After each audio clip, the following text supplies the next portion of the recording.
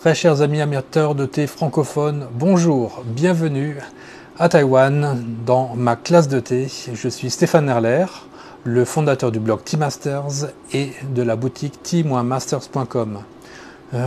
Aujourd'hui, nous allons continuer notre cours sur les oolongs. C'est le cours de ce semestre d'automne. Pour cela, je vous ai préparé un petit échantillonnage que vous trouvez dans ma boutique. Pour cette série de cours, on a déjà vu le Jinxuan d'Alishan, le Qingxing d'Alishan, le Qingxing de Shaninxi, Rongshui de Shaninxi de 2021, de 2009. Et aujourd'hui, après ces deux Rongshui, ces deux thés torréfiés au mode de Dongding, mais qui viennent de Shaninxi, nous allons déguster un Rongshui de Dongding. En fait de Lugu, pour être très précis, qui vient du même fermier que les deux autres. Donc on se fait une verticale, comme on dirait en vin, 2021, 2009 et aujourd'hui les années 1980. Allons tout de suite regarder ce thé-là. Donc vous en avez reçu qu'un tout petit échantillon parce que c'est un thé très rare. Et qui dit rare dit cher, très souvent dans le monde du thé. Donc vous avez dû recevoir un petit échantillon comme ça, 5-6 grammes, ça nous fait environ ces feuilles-là.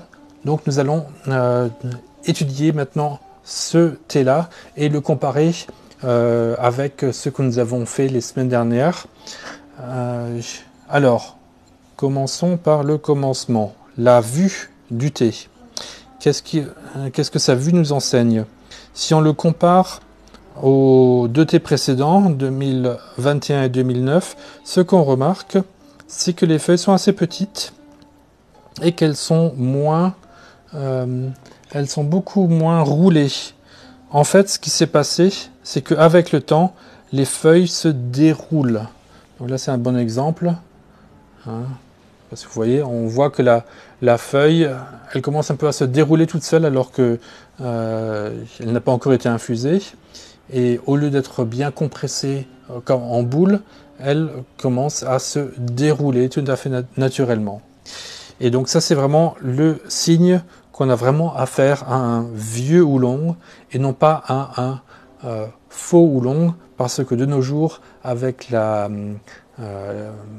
cette mode des vieux thés, notamment des vieux pu'er, il y a également une mode des vieux oolongs et beaucoup de marchands et de fermiers, pour satisfaire cette demande, qu'est-ce qu'ils font? Ils prennent un nouveau oolong et ils le torréfient de manière très très forte et ils appellent ça un vieux oolong. Mais ce qu'il y a avec un nouveau oolong, c'est que les feuilles sont très très fortement roulées. Et donc ça a toujours un aspect très très roulé. Alors qu'ici, ce qu'on peut voir, c'est que l'aspect est très différent d'un oolong récent. Les feuilles sont beaucoup moins comprimées. Et donc c'est à cela qu'on peut remarquer que c'est un ancien oolong des années 80. Donc plus il va être ouvert, plus il va être vieux. Ça, c'est une manière de dater l'âge d'un Dongding. Ce qu'on peut sentir ensuite, c'est qu'il n'y a pas d'odeur de torréfaction. Ça peut être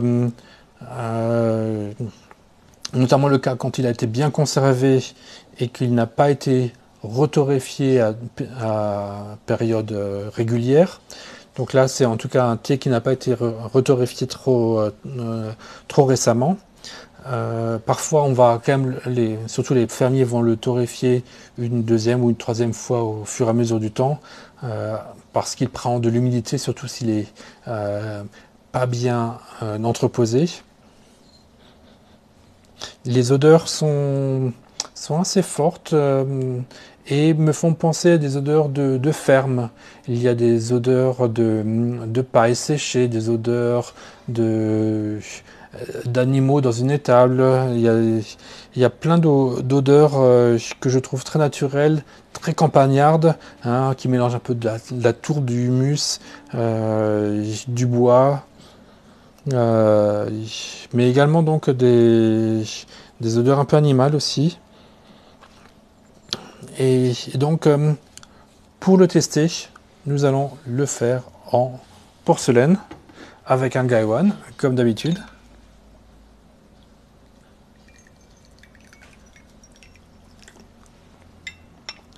Un bon préchauffage.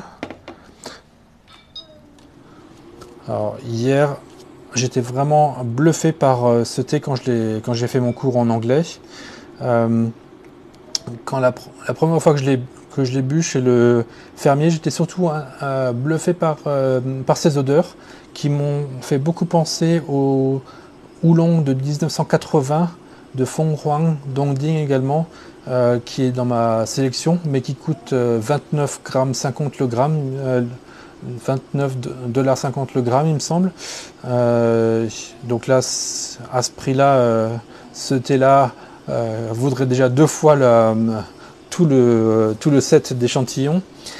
Donc celui-là, j'ai pu l'avoir à un meilleur prix. Mais donc, quand je l'ai bu la première fois, j'étais surtout intéressé par son odeur qui me faisait beaucoup rappeler, qui me rappelait beaucoup celui de 1980, donc celui qui était tellement cher. Mais je trouvais qu'au niveau du goût, il était un peu plus brut, il manquait un petit peu d'arrière-goût. J'étais pas tout à fait satisfait, mais je trouvais déjà que c'était déjà vraiment une occasion en or de pouvoir au moins trouver un thé qui ait les mêmes odeurs que le thé du 1980, bien des odeurs très proches, afin de vous donner vraiment un aperçu de comment un Dongding peut vieillir et acquérir des odeurs vraiment très différentes d'un Rongshue Oolong neuf qui vient juste d'être torréfié. Et donc rien que pour cela, je trouvais que ça valait le coup. Mais entre-temps, avec un bon entreposage dans une jarre en porcelaine, le thé a subi la magie de l'entreposage et s'est bonifié, notamment son goût. C'est beaucoup plus arrondi et il a gagné également en profondeur. Alors, voyons voir aujourd'hui ce qu'il en est.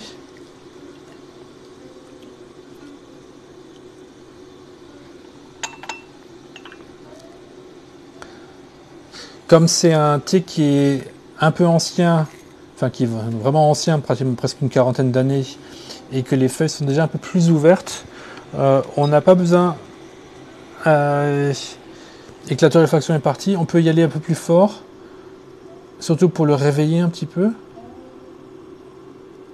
Voilà.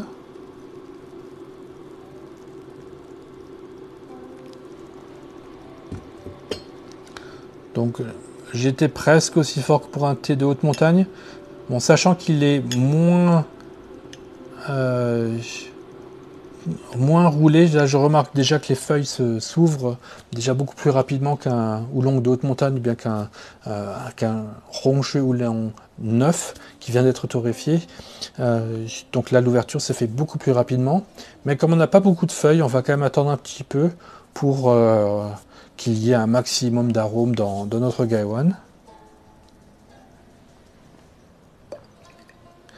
Vidons notre eau dans notre petit pot à user.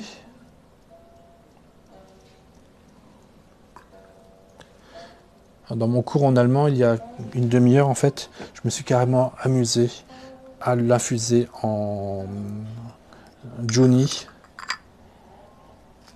Donc ça...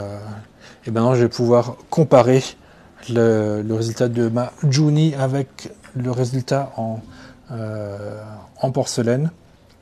J'ai trouvé ça aussi intéressant pour accentuer le goût et voir ce que ça donne. Donc pour le cours, quand même le mieux c'est de le faire en porcelaine. C'est ce qu'il y a de plus scientifique, de plus neutre au goût.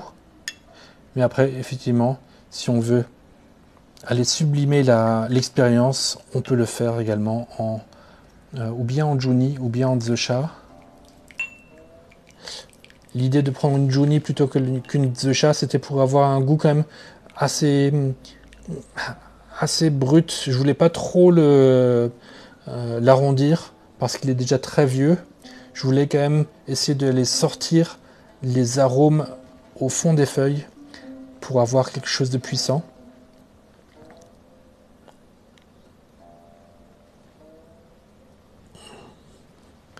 Voilà, on obtient une couleur un petit peu délavée, un petit peu en retrait.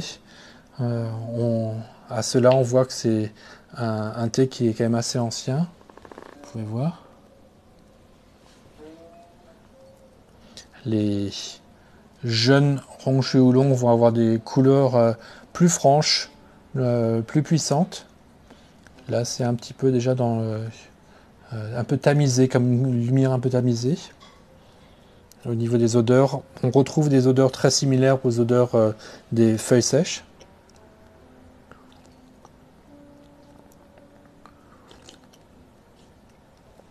Et beaucoup de rondeur, beaucoup de douceur, je trouve, dans le goût. J'espère que c'est également le cas pour vous. Chez moi, vraiment, ce qui a fait une grande différence, c'est de l'avoir mis dans une jarre en porcelaine qui lui a vraiment agi un petit peu comme une carafe pour le décanter. Ça a vraiment beaucoup aidé. Et d'ailleurs, T. Parker a tout un livre sur Changcha Shengjin. Ça veut dire entreposer le thé et transformer cela en or. Pour lui, vraiment, si on arrive à faire des bons choix, prendre un thé de qualité et de les entreposer pendant un certain temps, on arrive vraiment à les sublimer. On arrive à obtenir des nouvelles saveurs, des nouveaux arômes et dont la valeur est inestimable parce que encore plus rare que les thés neufs, parce qu'on a besoin non seulement d'un terroir, d'un savoir-faire, d'une bonne météo, mais on a également besoin de temps et d'entreposage et beaucoup de soins pour faire attention à ce que l'endroit soit bien choisi, pas au chaud, il ne faut pas qu'il y ait des mauvaises odeurs, il ne faut pas qu'il y ait de l'humidité. Et il ne faut pas qu'il y ait des odeurs artificielles comme le plastique. Donc la porcelaine, c'est ce qu'il y a de mieux.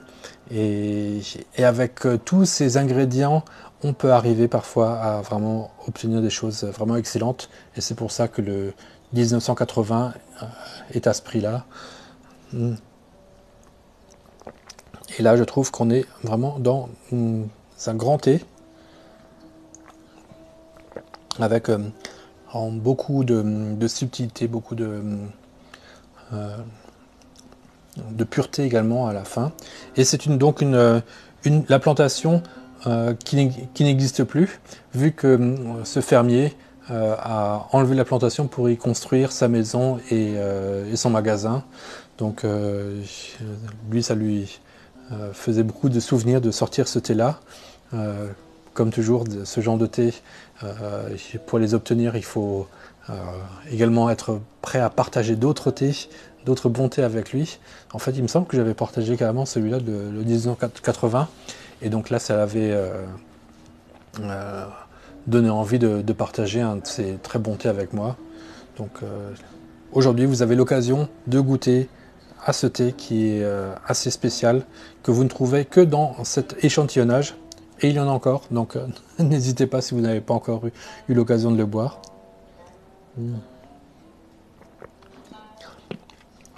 Donc des odeurs très de bois.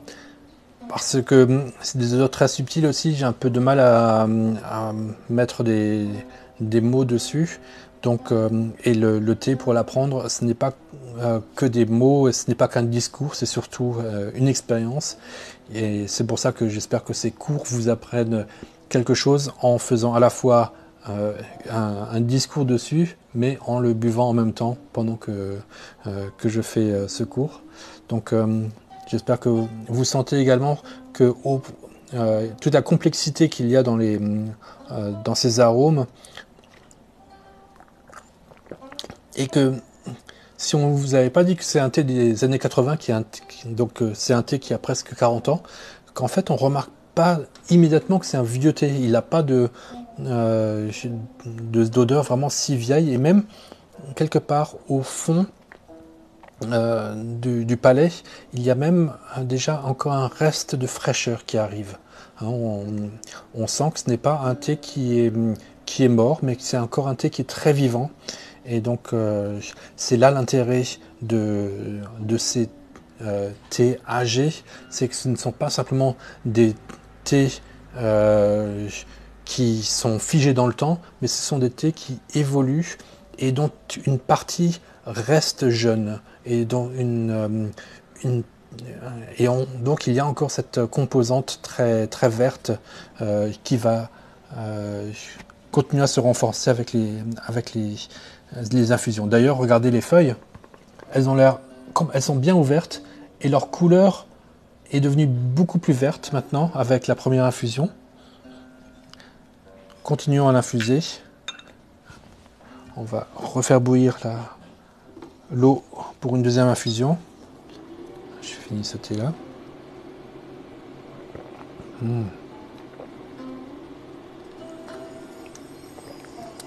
Oh, que de finesse dans ce thé là.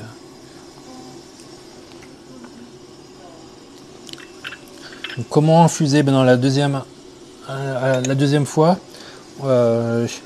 si les feuilles sont bien ouvertes, on n'a pas besoin de verser trop fortement notre eau bouillante sur ces feuilles. On peut y aller beaucoup plus doucement. Mais important toujours d'avoir une eau qui est vraiment bien bouillante. Et surtout, on va essayer de faire en sorte que toutes les feuilles s'ouvrent à peu près au même moment. Donc on va essayer de recentrer les feuilles pour qu'elles soient toutes au milieu et qu'elles aient bien la même place pour s'ouvrir.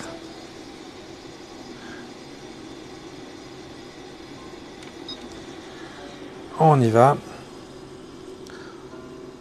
On fait pause. Et go.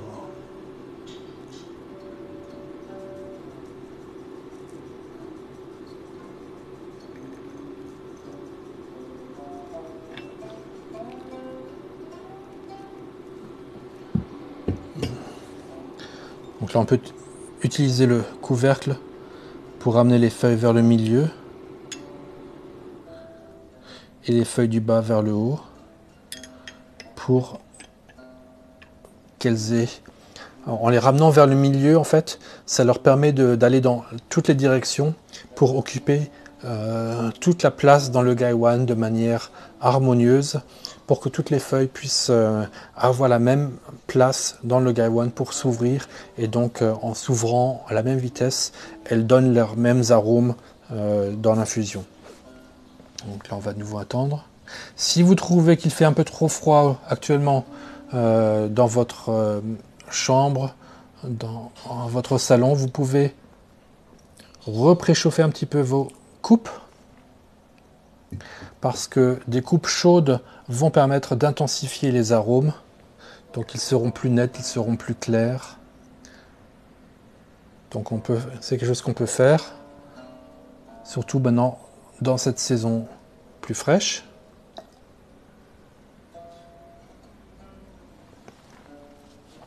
On peut continuer à vérifier le niveau de l'infusion et sa couleur, les odeurs. Hop, on va laisser encore un petit peu. Certaines personnes vont même avoir une larme qui coule quand elles sont touchées par la beauté du thé. Ça peut arriver. Soyez attentif à votre corps, ce que votre corps vous dit. Là, je sens une chaleur monter. Mes mains sont bien chaudes.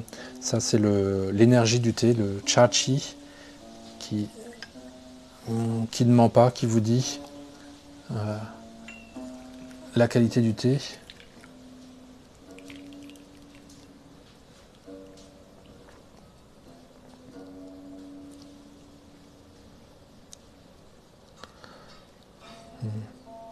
Donc ce qui est vraiment très remarquable, c'est l'absence totale de torréfaction dans les notes, dans les arômes de ce thé. Alors qu'au départ, c'est quand même un thé qui est fortement torréfié, comme on a pu le constater avec le 2021.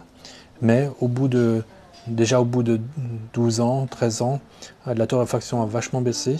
Et forcément, 20-30 ans de plus, cette torréfaction est encore moindre, voire quasi nulle, et d'autres odeurs lui font place.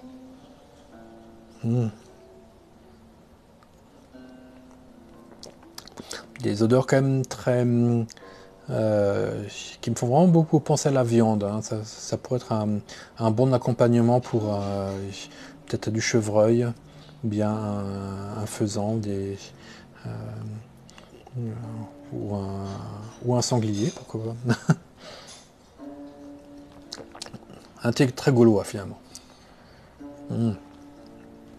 Et beaucoup de douceur. Et maintenant encore plus cette impression de fraîcheur.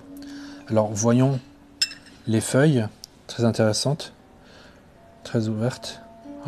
Oh là là. Donc là, sans trucage, j'ai pris la première feuille qui me tombait sous la main. Regardez-moi cette beauté. Un bourgeon et 2 feuilles. Et si on les compare à des oolongs de haute montagne, on remarque que les feuilles sont beaucoup plus petites. Donc ça, c'est également un changement dans le temps. C'est que autrefois, dans les années 80, pour faire de la qualité, on récoltait quand les feuilles étaient beaucoup plus tendres, surtout en basse altitude. Hein, comment faire de la qualité en basse altitude? C'était de récolter des feuilles qui venaient à peine de pousser. Regardez le long bourgeon ici. La première feuille, après, elle est pas très... presque un bourgeon également. Et la deuxième feuille, vraiment pas très grande non plus. Un demi-pouce. Donc des feuilles très très tendres. Et on voit qu'elles sont bien ouvertes. Leur couleur est très verte. On dirait qu'elles viennent juste d'être récoltées. Vraiment, c'est vraiment presque magique la façon dont la couleur s'est retransformée en vert. Donc on a vraiment beaucoup de fraîcheur et on voit des feuilles très différentes de ce qu'on voit de nos jours, où les feuilles sont récoltées bien plus matures, mais parce qu'elles sont récoltées de nos jours, surtout en haute montagne, où la fraîcheur des nuits permet de préserver la fraîcheur des feuilles, mais à une altitude plus basse. À Lougou, on est à 600 mètres environ d'altitude. Là, il fallait récolter plus précocement afin de conserver des feuilles très très tendres. Et donc c'est ce qu'on peut voir dans ces feuilles très différentes des deux autres que nous avions vues, parce que les deux autres venaient de Shanichi, donc de haute montagne. Donc ça, c'est une différence qu'il y a dans historique, hein, ce basculement des thés de Hongshu Oolong de Dongding vers la haute montagne a fait que les feuilles de petites sont devenues plus grandes. Voilà, je m'éclate. Merci beaucoup pour m'avoir tenu compagnie pendant cette infusion. Et je vous souhaite encore un excellent dimanche et la semaine prochaine où nous commencerons un petit cours sur les thés Tie Guanyin. Merci encore pour votre attention et à la prochaine.